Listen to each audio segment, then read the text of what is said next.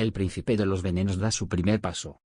El amanecer era pálido y brumoso en los alrededores del hogar de Fevante Snape, el joven de apenas 10 años, pero con el saber de un futuro trágico pasaba horas absorto en una silla amplia, rodeado de libros antiguos.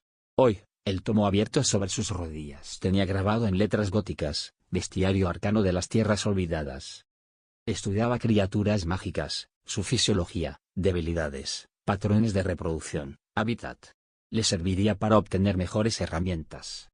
Viajar por el mundo para agregarlos a sus filas no era viable, pero había algo que podría resolver eso: un arreglo con los duendes. No basta con saber matar, musitó con calma. Hay que saber cuándo, cómo y para qué. Es igual que las alianzas o los tratos comerciales. Al día siguiente, con botas altas y una túnica impermeabilizada hasta las rodillas, Cervantes salió de su casa. Llevaba consigo una caja de madera encantada, varias bolsitas de piel de moque, y un gotero especial con su símbolo personal grabado, una serpiente de 3 cabezas mordiéndose a sí misma. Había preparado las trampas con dulces envenenados usando su sangre tóxica, letal incluso para criaturas más grandes que una rata. Al abrir la primera caja trampa, murmuró satisfecho. Perfecto. 10 ejemplares. Grasientas pero útiles. Colocó los cadáveres sobre una losa de piedra escondida bajo arbustos. Y dijo en voz baja: Surjan. Las palabras salieron con un eco grave, ajeno a su pequeña voz infantil. Los cadáveres se arquearon. Las patas crujieron. La piel se adhirió a los huesos como papel mojado que luego se evapora. La carne estalló como burbujas. Finalmente, 10 esqueletos diminutos se irguieron. Brillaban con una pátina verdosa. El ritual fue un éxito. Cervantes sacó el gotero de cristal, y con extremo cuidado dejó caer una única gota de su propia sangre mágica venenosa en cada una de las garras y colmillos de los esqueletos. Letal si se propaga en el organismo, paralizante si es poco. Las minúsculas bestias retrocedieron de un salto, se alinearon, y miraron hacia su creador con aquellas cuencas vacías, expectantes. Una mente central las guiaba. La suya. Ya no eran simples ratas. Eran espinas necrorratónidas, marionetas personales ligadas a su voluntad, con colmillos capaces de matar. Y lo mejor, eran pequeñas, silenciosas, prescindibles. Necesito al menos 100 para probar el enjambre, dijo con mirada calculadora. Y luego, probaré cómo reaccionan ante un objetivo humano. Quizás. Se dio la vuelta y desapareció entre los arbustos, las 10 ratas esqueléticas siguiéndolo en formación perfecta. El príncipe de los venenos acababa de iniciar su reinado. Cervantes Snape con su túnica ondeaba ligeramente con la brisa matinal, y sus botas crujían sobre la tierra suelta. Escuchó los ladridos resonaron como ecos de advertencia.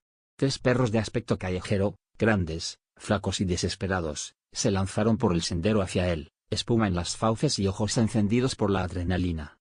Cualquier niño habría corrido. Él no. El joven Snape alzó una ceja y simplemente pensó: ahora. Ataquen.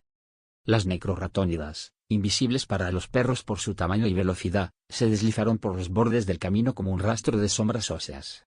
Cada una se lanzó con precisión quirúrgica, garras en las patas traseras, colmillos en los tendones.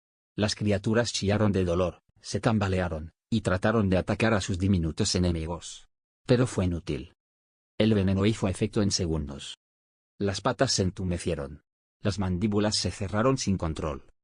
Y luego, los perros cayeron uno a uno, retorciéndose como si sus nervios fueran hilos de marioneta rotos. Cervantes caminó entre los cuerpos como quien atraviesa un jardín, y dijo una sola simple palabra: Surjan. Una vez más, los cuerpos se estremecieron. Esta vez, más grandes. Más resistentes. Los ojos se hundieron. La piel se secó. Los dientes brillaron. Y ante él, 3 perros esqueléticos, con colmillos ahora cubiertos por la misma toxina que sus ratas, se pusieron en posición de guardaespaldas. Hermosos. Mucho mejores que los simples roedores, murmuró con una sonrisa oscura. Pero no es suficiente. Necesito subir de nivel, como decían en los viejos juegos. Y para eso, necesito magia. Giró la cabeza al bosque cercano, más o menos unos cuantos árboles y varios arbustos, donde según sus mapas vivía una pequeña colonia de duendecillos de Cornualles. Criaturas traviesas, pero mágicas. Perfectas para prueba intermedia. Si mi veneno pueden matarlos, entonces mis soldados podrán enfrentarse a criaturas mágicas menores. Antes de marcharse, revisó si alguien lo vio o dejó caer algo. No dejaría evidencia. No aún. Con sus 3 nuevos canis necróticos detrás, y sus necrorratónidas ocultas como un enjambre de muerte bajo las hojas, el joven Snape siguió su camino, mientras una bruma densa cubría su silueta. El mundo no lo sabía aún. Pero la guerra ya había empezado. Y la muerte marchaba con patas diminutas. El susodicho bosque del silencio y la emboscada oscura. El bosque cercano a Spinnersen no figuraba en los mapas mágicos ni muggles normalmente. Polo insignificante. Lo llamaban el bosque del silencio no porque fuera calmo, sino porque los que entraban no hacían ruido al salir. Si es que salían. Y eso hace años sin que el ministerio entrometido hiciera algo. Cervantes Snape se detuvo en el borde del sendero. Las ramas se entrelazaban como dedos artríticos sobre su cabeza. La luz apenas traspasaba el dosel. Era el sitio perfecto para su próxima cacería. Con una expresión firme, levantó el brazo y dio la orden con voz baja pero férrea. Dispersión defensiva. Prioridad, protección perimetral. Sus canis necróticos se dividieron en 3 direcciones, con sus huesos rechinando suavemente, mientras las necrorratónidas se disolvieron entre la maleza como sombras acechantes, trepando los troncos con una agilidad imposible. Cervantes ató los látigos transfigurados, largos, flexibles, creados de cinturones de cuero endurecido y encantado. En sus extremos, unas púas metálicas recubiertas con su veneno especial. Sus movimientos eran suaves, como un danzante de sombras. Sabía a qué se enfrentaba. Los duendecillos de Cornualles no eran solo una molestia azulada como en los libros escolares. No en su número original, no en su forma salvaje y sin restricciones. En la antigüedad, existieron reportes de pueblos enteros devorados por enjambres oscuros, capaces de sobrecargar escudos mágicos y dejar a sus víctimas en estados catatónicos debido a la corrupción etérea que emanaban. Y en ese bosque. No estaban domesticados. Fue un susurro. Luego otro. Y de pronto, el cielo de hojas estalló como si un avispero hubiera sido partido en 2. Docenas de pequeños cuerpos alados, de color azul violáceo, ojos oscuros y bocas llenas de dientes como agujas, descendieron como una tormenta viva. Ahora, ordenó. Desde la copa de los árboles, una docena de necrorratónidas se lanzaron al aire como proyectiles oscuros. Caían en picada, girando, aferrándose a alas, tobillos, gargantas. Sus colmillos envenenados inyectaban su carga letal. Algunas fueron arrancadas de un zarpazo, pero otras lograron su cometido, infectar. Cervantes giró sobre sí mismo. Los látigos danzaron. Y no le llamaban príncipe del veneno por nada, pues dejó caer unas botellas con pociones que al romperse esparcieron una nube tóxica que afectó a las bestiecillas. No les mataría de inmediato, pero les haría arder los ojos aparte de provocarles una tos molesta. Con un chasquido doble, azotó el aire. Las púas se extendieron. Uno de los duendecillos fue partido por la mitad, otro cayó con las alas cortadas. Pero eran muchos. Decenas. Quizás cientos. Canis, rodeo circular. Los 3 esqueletos caninos regresaron, saltando entre raíces, lanzándose hacia el enjambre. Mordían, aplastaban, desgarraban. Aunque uno fue superado por la marea azul, los otros mantenían su eficiencia brutal. El bosque se convirtió en un campo de guerra entre lo salvaje y lo impío. Cervantes giraba, azotaba, retrocedía con pasos entrenados. No era su fuerza lo que ganaba la pelea. Era su precisión. Su frialdad. Y sobre todo, su resistencia mental al miedo. Cuando el sol volvió a filtrarse entre los árboles, decenas de cuerpos azules yacían retorcidos, secos por el veneno. Muchos se convirtieron en cadáveres útiles. Otros, quedaron rotos e inútiles, así que fueron desechados. Respiró hondo. Tenía heridas en su cuello y un rasguño cerca del ojo izquierdo que ardía con magia corrupta. Los duendecillos eran criaturas oscuras como los hombres lobo, y sus heridas no sanarían nunca, pero tenía un truco para resolverlo: la maldición cortando de su padre que desarrolló contra hombres lobos.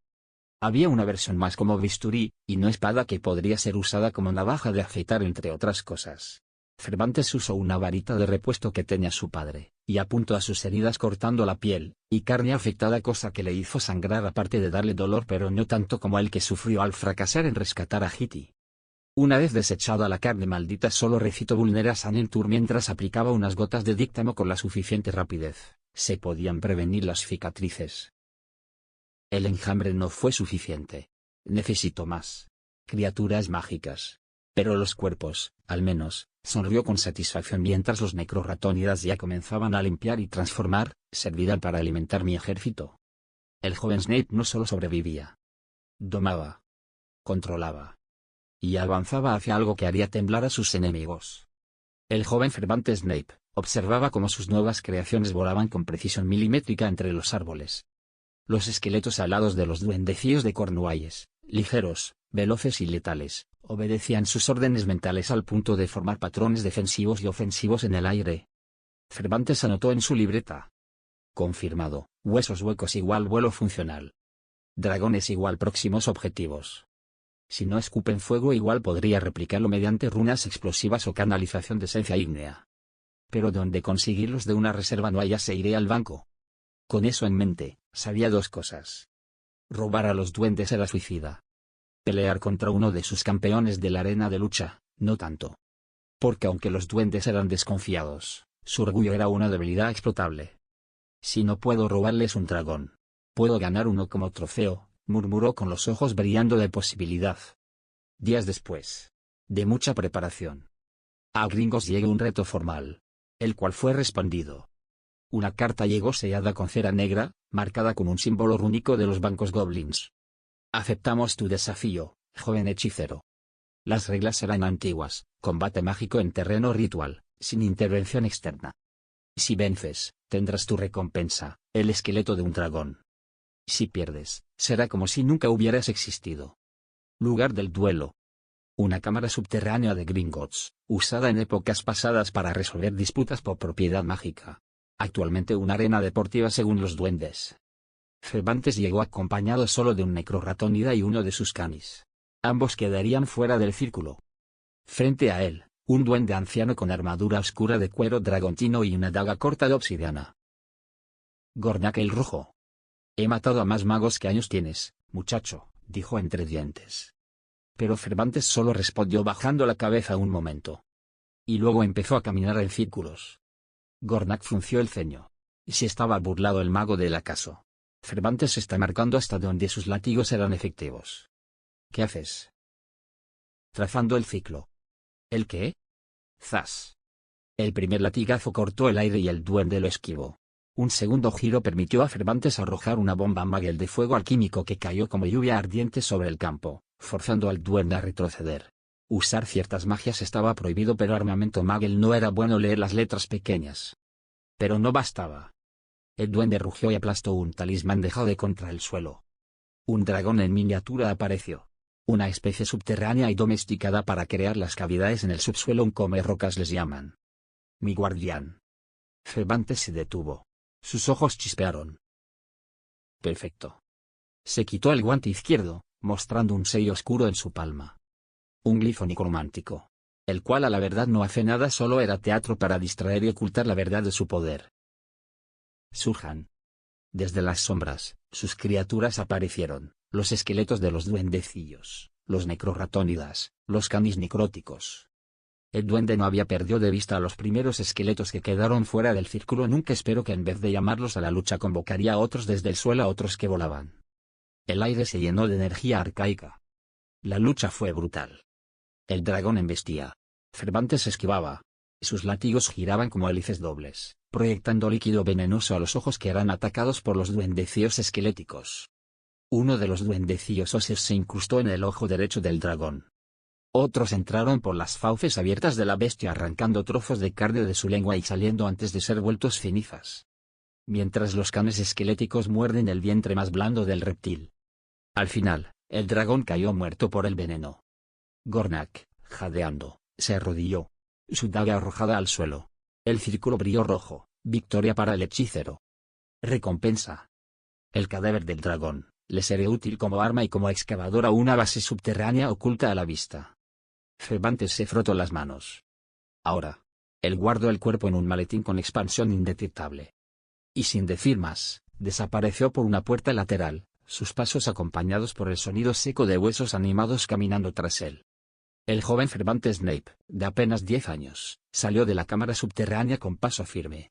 La mochila de expansión indetectable colgaba a su espalda, sus correas ajustadas sobre su capa negra. En su interior descansaba el cadáver del comerrocas, su primer trofeo oficial, una criatura hecha para excavar y devorar rocas, perfecta para labores de construcción o emboscadas subterráneas. El aire olía a piedra y a pólvora mágica reciente. Al cruzar el umbral de seguridad que marcaba el final del campo ritual, se detuvo un segundo. Giró. Y entonces lo vio. Un anciano duende, de rostro agrietado como mármol viejo, apoyado sobre una lanza tallada con runas, que usaba como bastón. Tenía los ojos dorados, y uno de ellos era completamente de vidrio. Llevaba túnica gris, con los bordes bordeados en hilos de platino y bronce. «Buen combate, muchacho», exclamó una voz rasposa. «Me llamo Tremok de los Pozos. Soy un viejo guerrero. Y también un promotor de luchas de arena para jóvenes talentos y bestias mágicas». «¿Y por qué me interesa eso?», preguntó Cervantes sin detenerse, pero muy feliz por dentro ya que estaba a punto de conseguir lo que quería, lo que necesitaba. «¿Por qué lo que hiciste ahí dentro?». Tremok señaló a la mochila con su barbilla. «Fue arte. Magia negra, estrategia, invocación y combate cuerpo a cuerpo. Eso vale oro. Y mucho». Cervantes se detuvo. «¿Qué propones?». «Tú peleas. Yo organizo. No solo contra duendes. También contra criaturas peligrosas, mantícoras, esfinges, hidras amaestradas. Incluso puedo conseguirte partes. Huesos, escamas, sangre, si eso es lo que quieres. Y tú solo me das una parte mínima del premio. El resto, para ti». «¿Y los huesos?». Tremok sonrió con dientes limados. «Te los quedas. Los duendes aman el oro, no los huesos. El oro va para mí, los restos para ti. No haré preguntas. Ninguna. Entonces quiero condiciones. Acceso libre a la arena. El derecho de recolectar lo que mates sin restricciones. Tú pones el enemigo. Yo decido cuando estoy listo para pelear». Tremok golpeó el suelo con la lanza. «Hecho. Cada victoria alimentaría su colección. Cada hueso, pulido y tratado con susurros de magia negra, era insertado en una red de hechizos secretos. Pero lo más importante, la leyenda crecía. Un niño hechicero con látigos negros y ojos como brasas. El maestro de los muertos pequeños, decían algunos. El que convoca esqueletos que vuelan, trepan, excavan y matan en silencio. Cervantes lo sabía en su corazón. Para ganar esta guerra no basta con talento. Se necesita estrategia, aliados. Y un ejército que no teme la muerte. Porque ya está muerto. Tremok de los Pozos, dijo Cervantes con reverencia no fingida, pues quería una buena relación en todo aspecto. «Creo que sería adecuado darte el cadáver del Comerrocas para que no se desperdicie su valiosa piel, y quédate con su carne. Solo dame un traje 2 o mejor 3 tallas más grande para usarlo como armadura».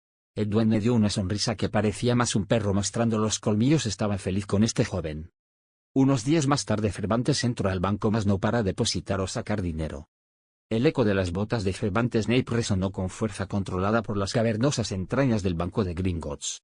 Caminaba con la espalda recta, los ojos fijos al frente, y una calma solemne en su rostro pálido. Esta vez no venía como retador, ni como cliente común. Venía a recoger su segunda piel. Días atrás, había ofrecido el cadáver del Comerrocas, una bestia semidragón subterránea, de carne dura y piel encallecida como granito, como regalo al promotor duende Tremok de los Pozos. Tremok, que rara vez se conmovía por humanos, se sintió impresionado. No por humildad, sino por la visión, un niño mago oscuro que no derrochaba nada. Que lo aprovechaba todo. Que no temía ensuciarse las manos si eso significaba construir algo mayor. Y además, haría ganarle una fortuna en cada lucha. Ahora, frente a una bóveda privada abierta solo para ellos, Tremok estaba esperándolo con un paquete envuelto en telas oscuras de origen desconocido. El anciano duende sonrió, y su expresión era un filo húmedo de satisfacción. «He aquí tu segunda piel, muchacho. Tratada con aceite de colacuerno y escamas fundidas de serpiente marina. Resistente a la magia de nivel medio, no se prende con fuego simple y», le lanzó una mirada aguda, «grita muerte honorable sin necesidad de un solo bordado». Cervantes se arrodilló ligeramente. Una reverencia sincera. «Tremok de los Pozos. Eres un artesano de guerra. Te agradezco». El duende asintió, levemente conmovido, y luego chasqueó los dedos. Una duende más joven trajo una caja. Dentro, la armadura barra traje era imponente. Un abrigo largo, oscuro y rugoso como piedra de volcán, con cortes amplios para moverse con libertad. Cierres de hueso tallado y placas internas flexibles hechos de escamas. Hombreras afiladas con el patrón de colmillos curvos. Una capucha de sombra que velaba el rostro sin afectar la visión. Cervantes lo tocó. El cuero parecía latir. La piel recordaba.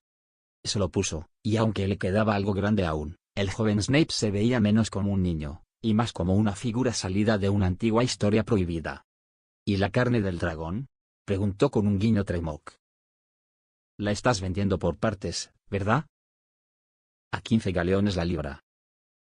Entonces invierte parte en una cámara de entrenamiento para mí. Debo prepararme para la próxima bestia. Trelawney rió con fuerza, golpeando su lanza contra el suelo. Tienes alma de duende, muchacho. Pero cerebro de estratega oscuro. Te construiré una arena privada si sigues ganando así. Y así, mientras el mundo mágico aún vive al día a día sin novedad en una aparente calma que pronto cambiaría, Cervantes Snape, vestido con la piel de una bestia que él mismo derribó, caminaba entre duendes con la frente en alto. El niño luchador de las sombras, el forjador de huesos, no era ya solo una amenaza creciente. Era una leyenda en formación. Días más tarde en la arena privada que Trelawney mandó construir para Cervantes no era solo una cámara de combate. Era un santuario de guerra. Tallada en piedra negra, con runas que brillaban débilmente cada vez que la sangre tocaba la tierra, el lugar olía a ceniza, a metal quemado y a promesa de muerte. Un público reducido, solo duendes, y algunos magos oscuros con permisos especiales, miraba desde gradas elevadas, protegidos por escudos mágicos.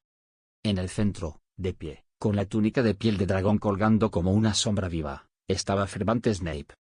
El muchacho cerró los ojos, se concentró aparentemente en su marca, y levantó la mano izquierda como quien invoca a una deidad. Surge. La tierra tembló. Rocas se resquebrajaron. Y desde un círculo tallado con símbolos rúnicos, emergió una criatura imposible. Un esqueleto colosal, tan grande como un troll de montaña, con la forma de un lagarto con patas gruesas, cuernos como taladros y espinas dorsales que parecían lanzas de marfil. El comerrocas. Pero no estaba solo. Sobre su lomo, una figura montaba con la solemnidad de un caballero oscuro. Cervantes. Con una alabarda doble. Y veneno en las venas. La alabarda era un arma brutal y elegante. 2 hojas en extremos opuestos, un asta negro con runas que debían aumentar su resistencia a romperse pues está algo hueca para llevar un mortal líquido, y el metal de los filos, bañado en su propia sangre procesada, goteaba un líquido verdoso que se evaporaba con un siseo. La compuerta del otro lado se abrió. Y la bestia apareció. Un Nundu juvenil, no completamente crecido pero aún así de tamaño de elefante, con colmillos que exhalaban niebla tóxica, y ojos brillando como carbones encantados. El público contuvo el aliento. Nundu. Extrema peligrosidad. Capaz de matar poblaciones enteras con su aliento si no es contenido. Inmune a muchos hechizos comunes. Velocidad alta. Fuerza sobrehumana. Un desafío perfecto.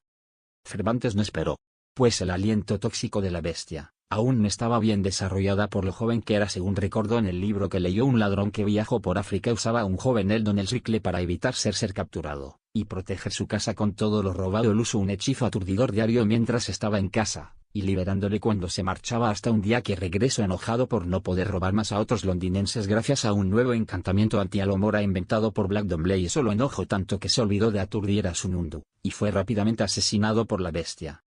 Aparte este Nundu juvenil, es una mascota exótica que creció mucho es como una cacería enlatada donde usan animales criados en cautiverio para trofeos pero un animal salvaje es un animal salvaje después de todo. Con un chasquido de talón, su esqueleto se lanzó hacia adelante. Las patas del comerrocas golpeaban el suelo como martillos rúnicos, mientras el joven Snape se alzaba sobre la montura, girando su alabarda venenosa con movimientos circulares. Primer tajo. El filo lateral cortó la pata delantera del Nundu. Un tajo limpio, superficial, pero suficiente para dejar el veneno entrar, debilitándole. El Nundu rugió. El aire se volvió denso, venenoso. Pero Cervantes estaba preparado. Una máscara de gas magel reforzada con esencia de mandrágora protegía sus vías respiratorias. Segundo tajo. Esta vez al costado. El veneno en la alabarda se multiplicó. Las runas en el asta parpadearon, reaccionando a la sangre de la bestia. El Nundu comenzó a ralentizarse. El veneno buscaba su corazón. Pero la criatura era inteligente. Giró. Embistió. Clavó los colmillos en el esqueleto del comerrocas. Y le arrancó medio cráneo. Algo inútil al final no había dolor o temor en la montura de Cervantes. Cervantes fue arrojado al aire. El público gritó. pero él giró en el aire como un acróbata de circo, cayendo en cuclillas. A la verdad ya podía flotar un poco. Está intentado volar sin escoba como su padre podía. Aún no lo dominaba, pero daría un buen espectáculo con su nivel actual. La túnica de piel de dragón lo protegió del impacto. Su mirada no tenía miedo. Solo cálculo. Ven. Termina conmigo, susurró. El Nundu se lanzó, boca abierta. Y cuando estuvo a medio metro, Cervantes saltó hacia su cuello y giró la alabarda como una hélice. Ayudado por su magia sin varita y bien simple, ilimitada, útil en ciertos aspectos como no tener que lidiar con el peso de su arma. Un corte. 2. 3. Las runas ardieron. El veneno entró. El rugido cesó. El cuerpo tembló. Y cayó. La arena quedó en silencio. El muchacho se levantó, cubierto de polvo, sangre y triunfo. La cabeza del Nundu yacía a su lado, todavía vibrando con la última onda de vida. Tregmok, desde las gradas, se levantó en aplausos. El jinete del hueso y la sangre. El príncipe de los restos. Nuestro campeón absoluto. Y mientras el mundo mágico seguía creyendo que la paz reinaba, un ejército oso crecía en las profundidades. Y su general tenía apenas 10 años. Una tarde gris, más opaca que de costumbre, cayó sobre Private Drive. Harriet Potter salió al jardín trasero buscando algo de aire. Y, con él, llegó el horror cotidiano. Vamos, chicos, a jugar a aplastar a la bicho rara, gritó Dally Darly, riendo mientras blandía un bate plástico reforzado con cinta adhesiva. Harriet corrió, pero el trío de brutos la alcanzó rápido. Cayó. La golpearon. Una y otra vez. Su sangre empapó el césped. Sus gritos se apagaron. Su conciencia tambaleó. Desde la lejanía, un par de grandes orejas temblaban. Dobby sintió que los latidos de Harriet se ralentizaban. No podía atacar humanos sin romper normas antiguas. Pero sí podía pedir ayuda. Con un crack, se desapareció del callejón y apareció en la casa de Cervantes Snape. Amo Cervantes. La niña que vivió. Está muriendo. No hubo palabras. Solo un chasquido. Y un rugido de huesos. En Private Drive, el aire se volvió frío. El cielo, púrpura. Y con un estruendo rítmico de patas de hueso, algo emergió desde el suelo, desde los arbustos, desde el aire mismo. Surge, bramó Cervantes, al aparecerse justo frente al cuerpo caído de Harriet. 6 necrorratónidas, 2 canis necróticos y el esqueleto del comerrocas, aún incompleto, emergieron rugiendo de magia negra. Los muchachos no entendieron. Hasta que uno fue mordido. Dally gritó. Intentó correr. Una cadena metálica azabache con púas se le enredó en los tobillos. No, no. Era un juego. Pero los muertos no tienen humor. Uno por uno, los atacantes fueron reducidos. Algunos perdieron el aliento. Otros, el cuello. Y Dally, aún con vida, fue tomado por la mandíbula y lanzado contra un árbol. Su espalda crujió. No se levantó más. Cervantes no les miró. Solo cayó de rodillas frente a Harriet. Harriet. Por favor. Despierta. Le pasó un frasco de poción verdosa por los labios. La tocó con la palma manchada de alquimia. Un brillo tenue recorrió su cuerpo, reactivando sus signos vitales. Ella abrió los ojos. ¿Quién eres? SHHH. Estoy aquí. Nadie más te tocará. Jamás. Pero entonces miró a los cadáveres, especialmente el de Dally. La magia se había desbordado. Demasiado testimonio. Demasiada evidencia. Recordó las palabras leídas en un texto prohibido sobre Gellert Grindelwald. Engañó a la muerte misma con el cuerpo de un Killing. Hizo que los vivos se confundieran ante lo inerte. Y ocultó el crimen tras una ilusión tan precisa que la verdad se volvió un rumor. Cervantes se levantó, sus ojos llameando. No puedo usar mi truco para volverlos mis soldados esqueletos, deberé hacerlos pasar por vivos. Giró su varita. Ius animus. Cadáver. Vivite. Los cuerpos de Dally y su pandilla comenzaron a moverse. A respirar. A caminar. Pero ya no eran humanos. Eran marionetas vivientes, con el alma borrada y la función de actuar como si nada hubiera pasado. Harriet, aún débil, no apartó la mirada. ¿Los mataste? Cervantes la miró con honestidad brutal. Sí. Y lo haría 1000 veces más si eso significa protegerte. Incluso. Del mundo entero. Cervantes Snape sostenía en brazos el cuerpo frágil y maltrecho de Harriet Potter. Ella respiraba, pero su alma aparecía flotando en la niebla, ojos entrecerrados, manos temblorosas, sangre reseca en las mejillas. Él sabía que no era el momento para rebelarse. No aún. Porque para ella, sería la primera vez. Pero para él, ya era una eternidad de promesas rotas. Con el cuidado de un alquimista ante su obra más delicada, usó en ella un encantamiento para borrar parte de su memoria, solo suavizaba los bordes más afilados del trauma inmediato. Lo suficiente para reemplazar el horror. Con confusión pasajera. Oblivion sano, susurró, y la luz acarició la frente de la chica. Los recuerdos de los golpes, de Dali, del dolor, fueron descubiertos como con una manta tibia. No borrados del todo. Solo. Dormidos. Y entonces, en un acto cargado de una emoción que lo superaba, Cervantes le rozó los labios con un beso breve y silencioso. Un tributo a todo lo que fue. A lo que podría ser. A lo que había perdido en su primera vida. Perdóname, Harriet.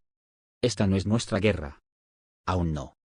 Le conjuró un reparo extendido sobre los harapos que le hacían usar.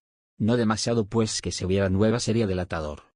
Y luego, con una mueca amarga, la cargó por la entrada trasera de la casa de los Dursley. Las marionetas de carne, caminando erráticamente alrededor del jardín, se detenían uno a uno. Su magia, limitada por diseño, comenzaba a deshilacharse. Pronto. Colapsarían. Cervantes los observó con desapego. Tendré que disolverlos con fuego alquímico, y hacer creer que se fueron de campamento o que escaparon por alguna idiotez adolescente. Otra máscara. Otro engaño. Otra noche. Llegó la famosa alacena bajo la escalera. Apretó los dientes. Todo en él gritaba que no lo hiciera. Que no volviera a dejarla ahí. Pero sabía que debía moverse desde las sombras aún. Tenía enemigos en ambos lados de la luz oscuridad. Y si Harriet despertaba de golpe en sus brazos, no confiaba en que la conexión se formara de inmediato. Con la ternura de un antiguo amante, la recostó sobre su viejo colchón fino como papel, la cubrió con una manta, y cerró la puerta. Lentamente. Antes de marcharse, le dio una última mirada a quien sería la madre de su hija. Y en la penumbra del callejón, mientras Cervantes desaparecía, el cielo retumbó débilmente. El destino ya no podía evitar lo inevitable. La noche envolvía Private Drive en un silencio forzado. Solo la brisa parecía moverse con naturalidad. Cervantes Snape, de regreso a las sombras tras su arrebato emocional, estaba de pie en el borde de un callejón, mirando con frialdad quirúrgica a los cuerpos que antes fueron Dali Dursley y sus compinches. Su mente, aguda como una daga de cacería, repasaba la cadena de decisiones que lo había llevado ahí. Fue impulsivo. Harriet debía sobrevivir por sí misma. Pero aún me duele verla sangrar. Apretó el puño. Pero el daño estaba hecho. 3 cuerpos sin alma animados por magia profunda y oscura, marionetas que, si eran descubiertas, lo delatarían. Y ahora. Debían desaparecer. Se acercó a ellos, que estaban sentados en el porche como muñecos bien entrenados, y les ordenó con tono bajo, casi compasivo. Vuelvan a casa.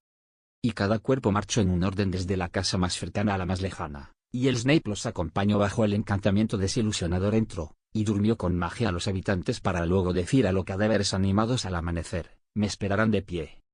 Uno a uno, los cuerpos caminaron por la acera. Como actores tristes de una obra incomprendida. Entraron en sus casas, y siguiendo las instrucciones del joven Snape, sus padres y hermanos, solo notaron un poco sus gestos vacíos para luego dormir por la magia. Con los primeros rayos del sol, Cervantes reapareció en una zona descampada no muy lejos, un lugar lleno de basura olvidada, muros de concreto rayado y maleza sin cortar. Allí, se ocultó con magia nuevamente. Como un susurro se movía a las casas de cada uno de ellos. Y entonces dio la orden. Recojan todas las botellas de licor de sus casas. Tomen todas. Vengan a donde les dijo y vacíenlas en ustedes. Ahora. Y así fue. Las marionetas regresaron cargadas con bolsas, cajas, hasta mochilas repletas de botellas baratas. Y, uno por uno, volcaron el contenido en sus gargantas sin detenerse. El olor era repulsivo. El espectáculo, grotesco. Cuando los cuerpos estaban empapados por dentro y fuera, y tambaleantes como borrachos sin alma. En verdad funcionaban bien esos encantos para imitar ciertas reacciones de los vivos a ciertas cosas. Cervantes levantó su varita y murmuró por última vez. Ius animus. Cadáver. Vivite. Fin. Una descarga vibró por los cuerpos. El hechizo que los sostenía se disipó. Los 3 cayeron al suelo como muñecos rotos. sus ojos, apagados. Sus corazones, muertos hacía horas. Pero ahora, al verlos, no parecían cadáveres animados. Parecían adolescentes que murieron por una sobredosis alcohólica después de tomar sin parar. Muertes trágicas, pero humanas. Comprensibles. Silenciosas. Y así sería recordado. Cervantes echó un último vistazo. No con pena. Con determinación. Un sacrificio. No perfecto. Pero necesario. Lo lamentaré. Solo cuando tenga el lujo de mirar atrás. Se envolvió en su capa, se desvaneció en el aire. Y a lo lejos, las sirenas de la policía Magel comenzarían a sonar en cuestión de horas. Un misterio sin resolución. Un acto sin autor. Un escalón más. Hacia la era del príncipe de los huesos. Una mañana opaca envolvía Private Drive, pero no fue la niebla la que estremeció al vecindario. Fueron los gritos de Vernon Dursley, y su esposa como las otras familias les informaron las autoridades, y no podían creer que sus hijos habían muerto, pero al contrario que los otros Petunia y su esposo culparon a su monstruo por sobrina, lo cual llamó la atención de la policía, quienes investigaron. Los oficiales fornidos les arrastraron, con esposas apretadas en sus muñecas, y una orden de arresto bajo el brazo. ¿Cómo se atreven? Somos británicos decentes. Esa niña es una aberración. Petunia, pálida, con las manos temblorosas y la voz quebrada, intentó defenderse, pero las fotos, las grabaciones, y sobre todo, la evidencia viviente lo decían todo. En un pequeño cuarto en la comisaría, una mujer de cabello gris, lentes de media luna y una expresión dura pero cálida, miraba fijamente a Harriet Potter. La niña, vestida con una bata prestada y aún algo aturdida, apenas hablaba. No porque no quisiera, sino porque no sabía cómo hacerlo bajo tal situación. Harriet, dijo la trabajadora social, vamos a llevarte a un lugar seguro. Tendrás una habitación. Una cama propia. Nadie te pedirá que cocines. Nadie te gritará. Ella solo asistió. La casa de acogida estaba en las afueras de Surrey. Era modesta. Pintura descascarada, paredes viejas. Pero para Harriet, era un castillo encantado. Tenía una cama real. Una ventana. Ropa decente. Y por primera vez en mucho tiempo, silencio. Ni gritos. Ni portazos. Ni órdenes. Ni golpes.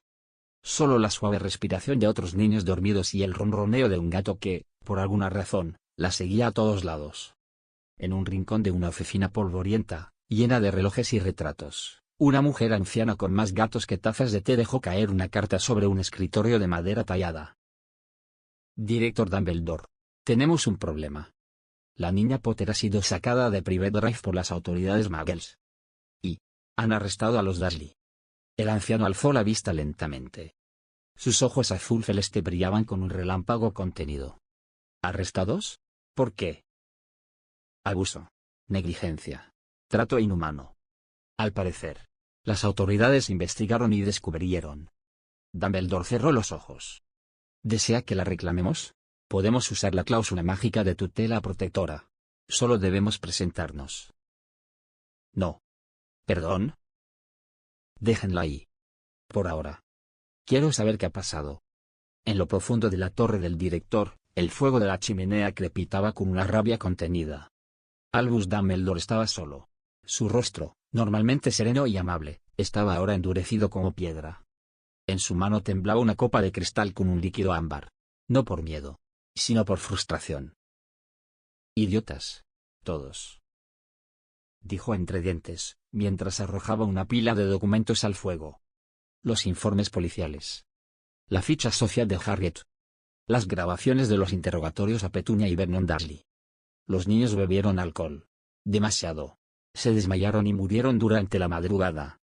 La niña vivía bajo las escaleras. Ropa andrajosa. Estado de desnutrición leve. La intervención fue urgente, y la custodia se revocó de inmediato. Todo ello confirmaba una cosa. Su teatro se había derrumbado. Albus caminó lentamente hasta un viejo tablero de ajedrez mágico, donde piezas doradas y negras representaban su delicado equilibrio. Tomó una pieza de peón blanco con una cicatriz en forma de rayo y la sostuvo entre sus dedos. Querida Harriet. No sabes cuánto he tejido para ti. Cuántas décadas invertidas. Cuántas decisiones difíciles, justificadas por el bien mayor. Pero ella ya no estaba en su tablero. Ya no en Private Drive. Ya no oprimida. Ya no necesitada del mundo mágico como único escape. Director, dijo un elfo doméstico al aparecer con un crujido leve, la señorita Minerva quiere saber si hablará con la niña. No. Aún no. Eso sería admitir que he perdido una pieza. Volvió a sentarse, pensativo.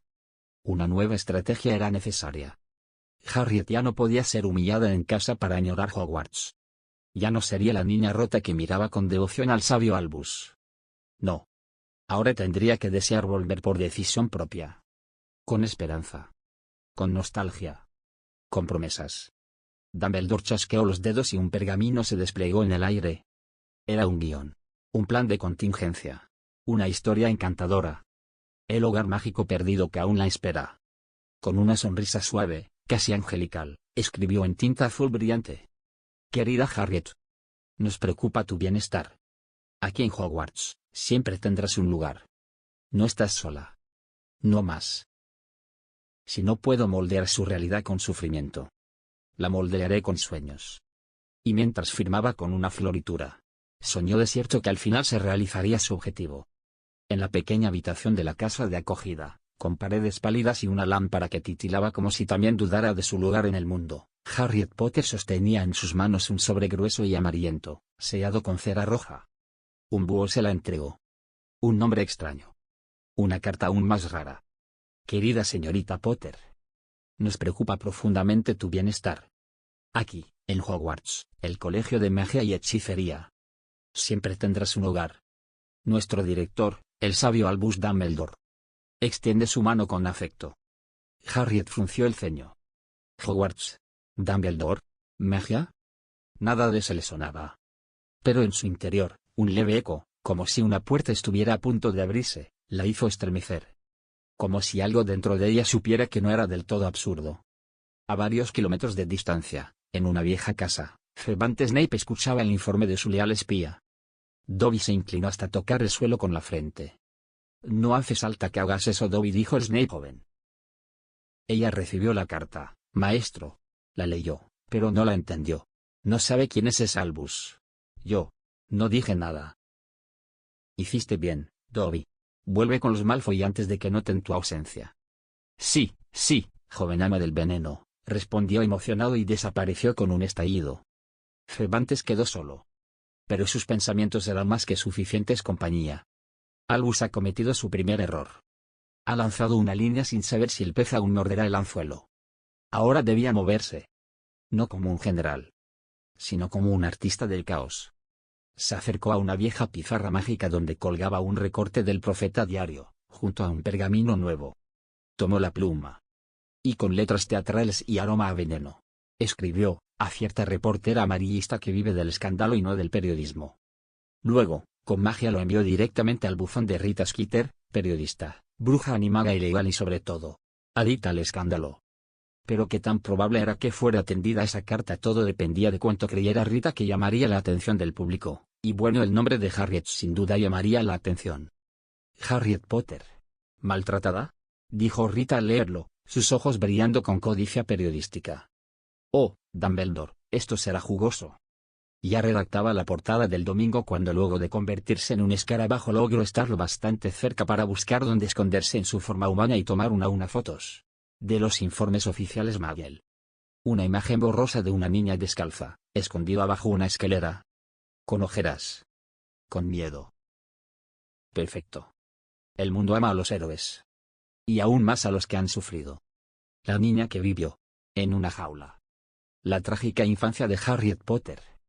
¿Dónde estaban los grandes magos mientras ella dormía bajo las escaleras? Por Rita Skeeter, reportera de los secretos sucios. En lo alto de la torre de astronomía, Dumbledore dejó caer su copa al suelo cuando un ejemplar del Profeta Diario flotó hasta él con un hechizo automático. Al ver el titular, su rostro no mostró furia. Solo incredulidad. Y luego. Negación inútil. Mientras tanto, Harriet volvía de la escuela Magel. Una señora en la calle la miró con compasión y murmuró. Pobrecita. Tan joven, y con una historia tan cruel. Harriet se detuvo. ¿Perdón? ¿No lo has leído, niña? Estás en el diario. La niña que vivió. En una jaula. dijo, entregándole el periódico con el artículo de Rita Skeeter. Harriet leyó. Y algo en su pecho ardió. No por vergüenza, sino porque, por fin alguien sabía. Y en lo más profundo de su mente, una voz sin rostro le susurró. Las palabras dulces son trampas suaves. Pero el mundo ya no es sordo. El aire en el Ministerio de Magia estaba cargado de tensión, como si cada bruja y mago en sus pasillos supiera que algo irreparable había comenzado. Desde temprano esa mañana, los aulladores no dejaban de llegar al castillo de Hogwarts y al despacho del ministro. Los más suaves traían palabras como negligencia imperdonable, son unos idiotas y niña torturada. Otros, con menos tacto, ardían hasta ennegrecer el escritorio del director con gritos como: criminal con barba.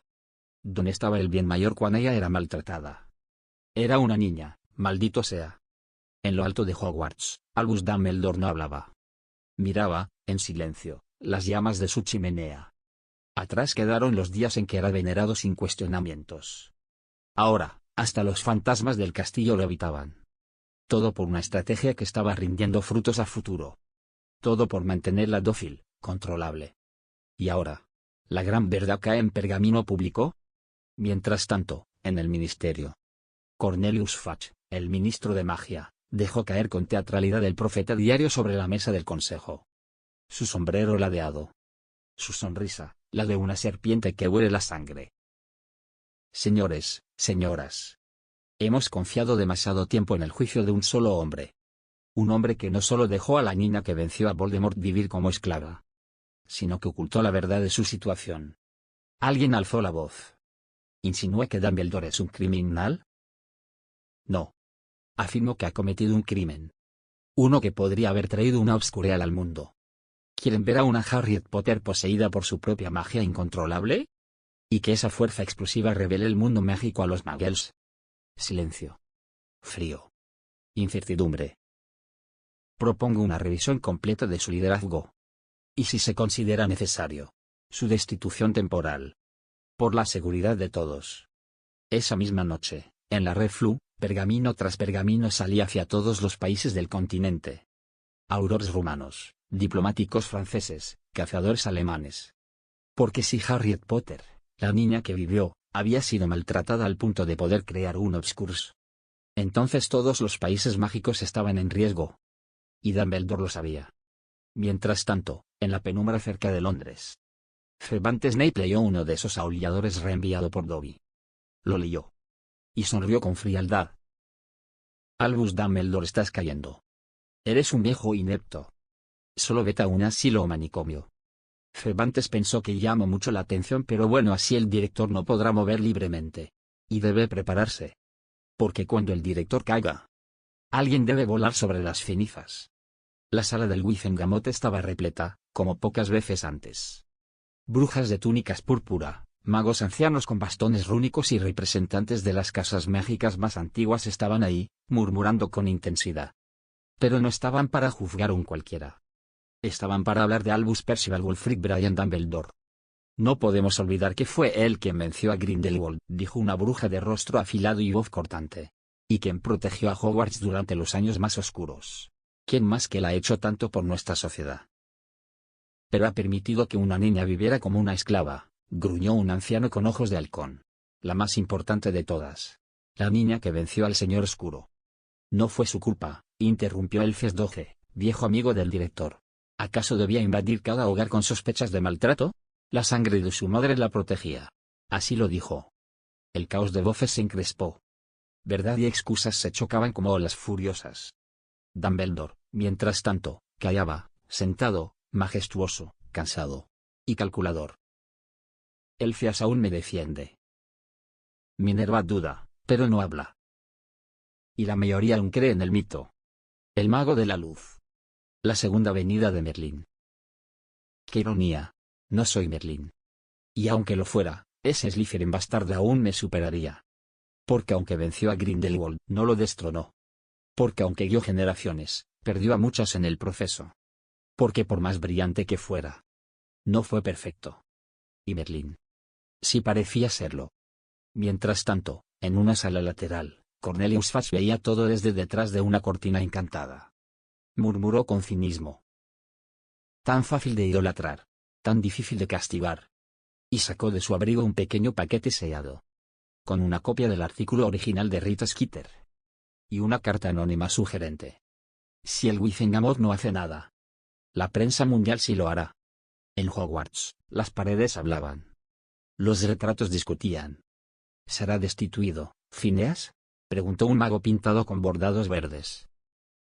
No lo creo, respondió el antiguo director Phineas Nigellus. No ahora. Aún lo aman demasiado.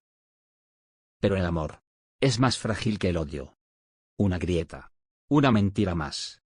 Y el pedestal se caerá solo. En la casa de acogida, Harriet observaba su nombre en un nuevo artículo. La niña que vivió, olvidada por quienes debieron protegerla. Y por primera vez, en sueños, vio a un chico parado en lo alto de un trono de huesos flotantes, bajo un cielo púrpura. ¿Quién era? Le parecía conocido. Él no sonreía. Solo la miraba. La torre del director de Hogwarts estaba más silenciosa que nunca. Albus Dumbledore observaba su reflejo en el cristal de la ventana. No lo reconocía. Sus túnicas estaban impecables, su barba bien peinada. Pero algo intangible se había roto. Su palabra ya no era ley. Su reputación, aunque aún fuerte, ya no era incuestionable. Y lo más doloroso de todo: Harriet Potter no estaba bajo su ala. La niña que vivió. Ahora es la niña que eligió quedarse fuera del castillo, murmuró Fawkes, su fénix, con un canto melancólico. Dumbledore apretó el puño. No fue destituido. Pero en los pasillos del Wizengamot. En los corredores del ministerio. En cada hogar donde un padre leía el profeta diario. Su nombre ya no brillaba. Ahora pesaba. En el ministerio, Cornelius Fudge firmaba un documento con letra ancha y ruidosa. Perfecto. La niña que vivió, viviendo en una casa de acogida costeada por el ministerio. Con eso calmamos a los magos. Y también a los muggles con quien colaboramos. Y sobre todo, la mantenemos observada. Uno de sus asesores carraspeó, nervioso. Pero, ¿y si alguien más se la acerca? Hay familias interesadas. Claro que hay, dijo Fa con una sonrisa retorcida. Los Greengrass, los Not, incluso algunos Lestrange distantes. No por bondad, sino por poder. Una Potter, criada bajo su techo, sería un pasaporte a la fama, la influencia. ¿Y si se casaban con ella algún día? La línea mágica de los Potter sería de ellos. ¿Y si se niega?, preguntó otro asesor. Harriet es una niña. Si le ofrecemos suficiente afecto, atención, libertad, tomará la jaula dorada con sus propias manos. Pero no contaban con una cosa. En la casa de acogida, Harriet leía las cartas que empezaban a llegarle de brujos y brujas que afirmaban querer adoptarla, enseñarla, amarla. Y aunque muchas estaban bien escritas, todas olían a lo mismo. Posesión. Pero una no la hacía. Un sobre oscuro, sin remitente, solo con un símbolo grabado a fuego. Una corona de huesos y una daga atravesándola. Harriet lo abrió. Harriet. Muchos te miran ahora con sonrisas falsas. Te ofrecerán camas suaves y cuentos vacíos. Pero tú ya viviste en jaulas. ¿Aceptarás otra con flores?